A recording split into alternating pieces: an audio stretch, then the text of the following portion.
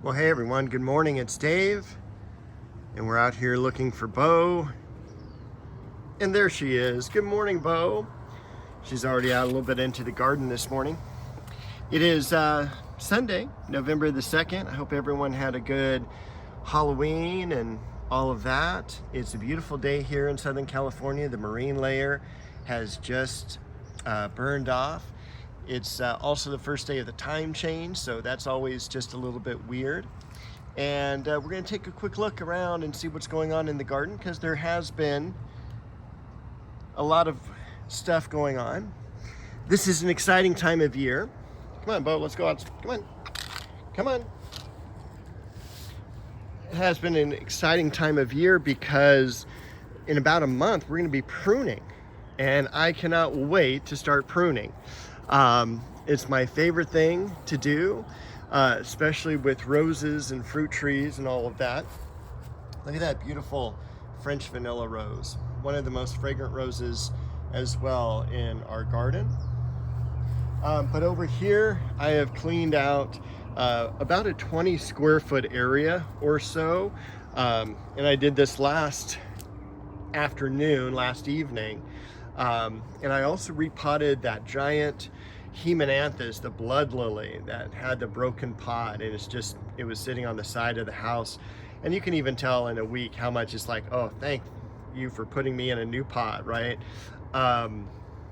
So it is looking fantastic, nice, rich, deep green leaves. I moved over Cousin It, which is, I believe, an acacia. And that was kind of like over in this area here. And I don't know if the cat fell on it or if some other animal, raccoon or possum, destroyed it. But I'm like, it looks horrible seeing it from the this vantage point. So I went ahead and I just like put it over here, pruned all the broken parts back, and hopefully in a little bit more protected area, it will do better. I also wanted to make a little bit more accessible pathway through the garden, especially back here to the back fence, where a lot of times Bo's gonna, be, because there's a possum or something like that, using this as a route through the yard. So I'm making this area larger so that the garden's more navigable. A lot of blooms on the Wistringia, which is cool. I also dug up the daylily that was back in this area here, and I went ahead and I was hoping to divide it into 3 sections, to be honest with you, but it only got into 2 sections by the time I was done. And I was surprised also at how brittle the leaves were. I mean, it was just like, every time you touched it, the leaves would break. And I hadn't experienced anything like that before. So I cut them back really hard and divided them into 2. There's also a few, little stubs underneath there that'll come up. But I went ahead, transplanted that. A lot of the Ajuga as well. I went ahead and ended up dividing out and cleaning up this area. You can see also off to the left here, I've got a lot more Ajuga to deal with. This was just from 1 6-pack, and it's kind of pretty much filled this area up. So I want to make sure that it doesn't get too out of control, but I also want to use it to the point of where it's pretty easy to choke out a lot of the weeds. And anyway, that's where I'm sitting there. Fern leaf, Chamocyparis right here. And this is one of the new plantings I did. This is Acer palmatum Bronze Age. Or actually, I take that back, it's Acer shirasawanum Bronze Age. This is from Talon Buchholz up in Oregon. I did buy it through Mr. Maple, but this is a Talon Buchholz introduction. And so I was really happy to get this. It has, in spring, much darker leaves and everything. But I just thought it was so beautiful, and it would fit in this area just perfectly. And I want to integrate a few maples to this location, and including the Geisha Gone Wild. I thought that would look really beautiful back here in this part of the garden. I'll be cutting back the chocolate cosmos shortly and gonna start working on this area here. So let's take a look also at some of the other roses that are giving us a fall bloom, such as Cecile Brunner. This is a climbing Cecile Brunner, and this is a rose that was introduced in like 1881 and the climber in 1884, and this is the climber. So it is kind of that cool old-timey rose feel, very delicate. We have Ingrid Bergman over here as the reds. We have an old-time favorite. This is sterling silver, and I'm really happy these were open today, and you can still see a lot of buds. We get a really good fall bloom here in SoCal with our roses. And then, of course, the flowering apricot, so I'm excited about that as well. I do apologize also, last week's video was so late in the week. I had filmed it earlier and I just didn't have time to edit it and post it and all of that. It was a really busy week at work. I've been doing some committee work, which I normally don't do, and it took up a lot of time, like 9 meetings in October. It was wild. This is a Lena here, and this is a tougher variety to get, but absolutely beautiful out in the nighttime because it kind of reflects that moonlight. It's really kind of one of those things that glow in the dark almost. Back across here we have Red Dragon Japanese Maple, and then I believe this one here is Sunrise Sunset. And let's see where we're looking. There's Beau. We have a little off bloom of Lynn Anderson. I don't know if that'll bloom any more this year. It's kind of pretty much done. We might get, I don't know if we'll get one bloom or not before the major cutback. Looks like Queen Elizabeth is going to have a little bit of a bloom here. I'm going to probably move the Berberis because of her. So we've got like this catmint that she absolutely loves and adores and lays back here, but I think she's getting some of the thorns or spikes on the Berberis. So I may move that up by the Japanese maple I just planted and just give her a little bit more space where she can't get hurt, or maybe, you know, I think she may have even scratched her eye with one of the thorns over the summer. But anyway, you know, and she's recovered from that, of course, but you know, safety first with the animals, right? We've got what else blooming here? We've got still some of the Duet roses blooming. Those look nice. We've got a lot of blooms on the Leonotis. That's going to be cut back and moved probably in the next 4 weeks. Over here, the sweet pea shrub looks fantastic. We've got a little bit of blooms on the Tournament of Roses. That did not do as well this year. We've got some gold medal.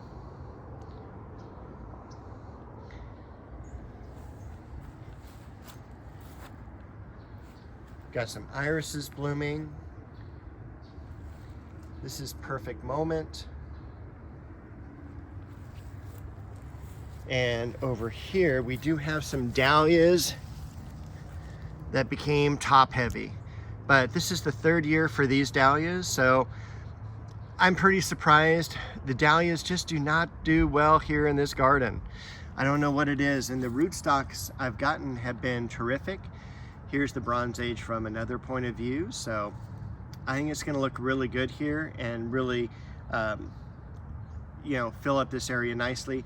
And I'm hoping it'll be shaded enough. That's my biggest thing. If it isn't over the summer this year, next year, 2026, I'll put a shade cloth over it, but then I would move it if it, you know, just gets too hot here. But I'm hoping that underneath the macadamia, underneath the Anna apple, behind the Acer over here, that there would be enough shade for it, and but we'll see. I just don't know. Bronze Age is supposed to be a little bit more heat tolerant, sun tolerant, because it does have some of the darker foliage compared to a lot of the green ones don't do as well, but that is not consistent through all the varieties. So let's head off to the other side of the yard, see what's going on there. Sangugaku over here. A lot of new foliage. I really want this to turn a vibrant yellow. I also can't do it from this angle because the sun's coming up. I did do some pruning on this Japanese privet and the little side shoot that came out. That's like a little seedling. I love that off to the left, a little bit of a pom-pom. Prune this as well off to the left, but I'm still working in this section.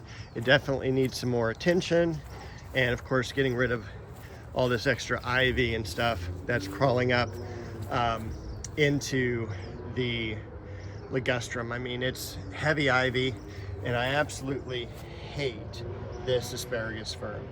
This is one of the few plants I am happy never seeing again.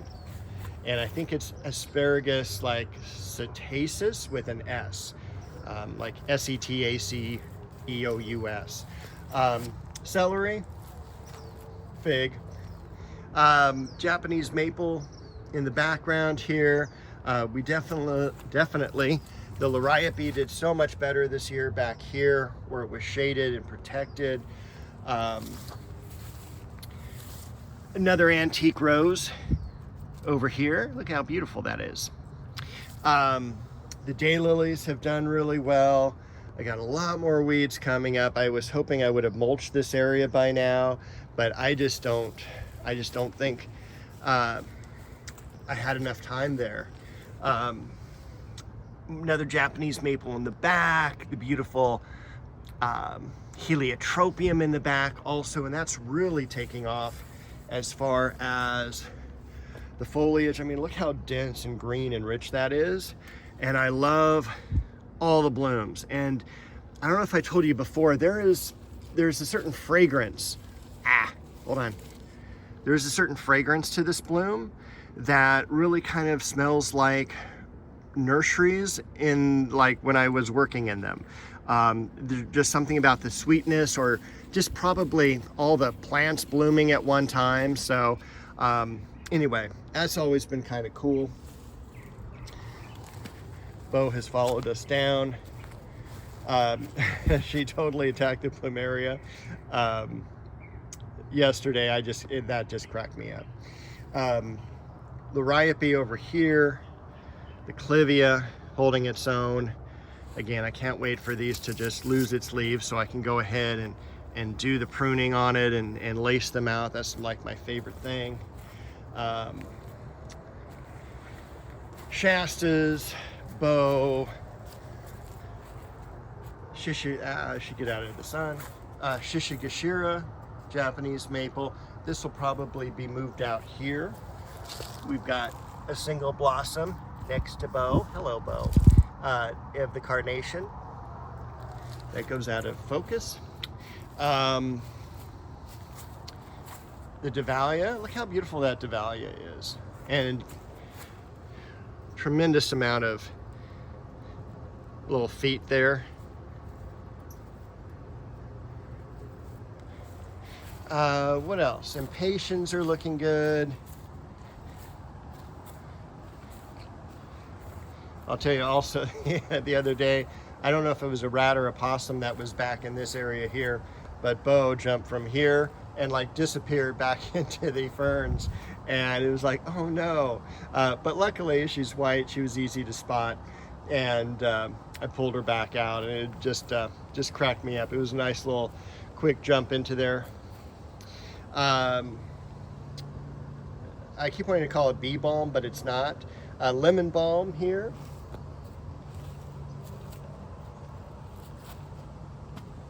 Orange Dream, Japanese maple in the back. and it's getting really hot and sunny all of a sudden. The geranium, doing terrific. And then back here is kind of nice because we have a few less plants, but I want to put the New Guinea impatiens toward the back corner of the house. Still some roses to put somewhere, some bearded iris in the flat in the very far back. But I wanted to bring you back here because of this, the Haemanthus bulbs. We'll get that dead foliage out of the way. But look at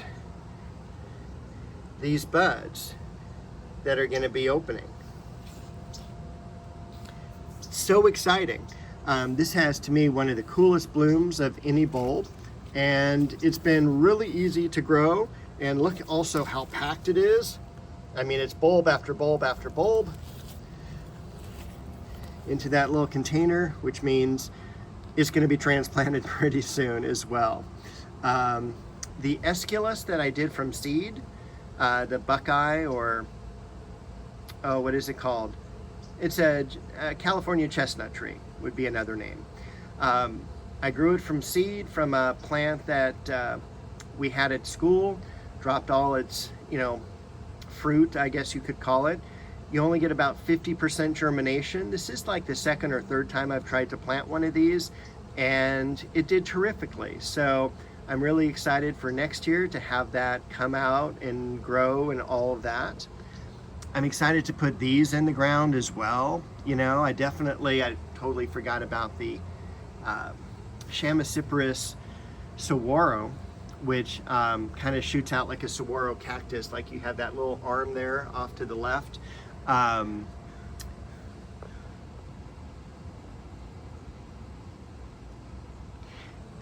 And also over here, this Japanese maple, the dancing peacock. Mai Kujaku is the Japanese name for that. Little Joe over here has been doing really well. And then that giant one in the back, that's the Geisha Gone Wild. That's the variegated one. So I think with all due respect to everyone's time, because it's already been 17 minutes, wow. I'm gonna go ahead and end this. We'll take a quick look around here because I do have some paperwhites coming up. I don't know if they're gonna bloom or not, but I planted these from bulb a couple of years ago in a container. And actually some of them didn't make it into a container. They just were right on top of a 1-gallon plant and they rooted in and bloomed. Then I put them out in the yard. So they're coming back. Hopefully there will be a bloom or two. The daylilies, these will be cut back shortly. Celebrity.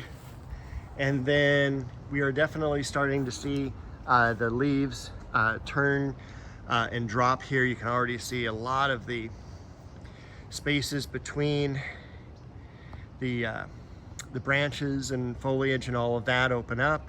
So that's going to be cool to cut back in about, again, 4 to 6 weeks on this one.